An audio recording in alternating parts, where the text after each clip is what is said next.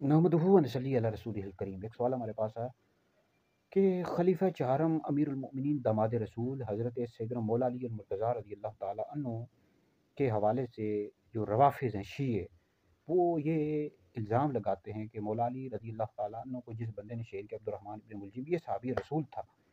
तो क्या वो सहाबी रसूल था या नहीं?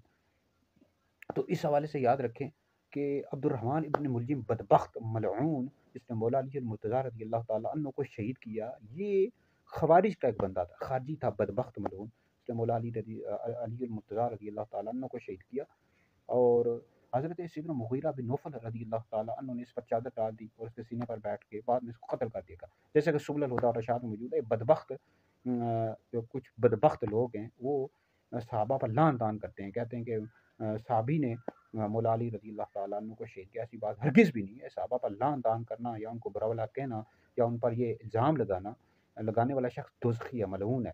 और इस हवाले से तिरमिज़ी शरीफ में हदीस मौजूद है। नबी करीम अलैहिस्सलाम ने फरमाया कि मेरे सहाबा के बारे में अल्लाह से डरते रहो। मफ़हूम अर्ज़ कर रहा हूँ कि जिसने उनसे मोहब्बत की, मेरी मोहब्बत की वजह से उनसे मोहब्बत की, जिसने उनसे बुग़्ज़ रखा उसने मेरे बुग़्ज़ की वजह से उनसे बुग़्ज़ रखा।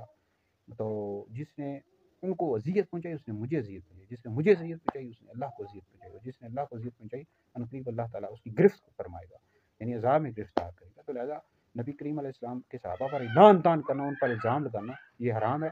और मौला अली रज़ियल्लाहु ताला अन्हु को जिसने शहीद किया उसका नाम अब्दुर्रहमान इब्न मुलजिम था। ये खारजी बदबख्त था, मलऊन था।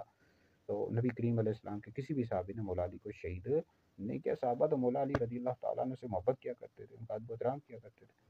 तो ये कुछ ये रवाफ़िज़ हैं, शिये हैं, ये इल्ज़ाम लगाते हैं, इसकी कोई भी हकीकत नहीं।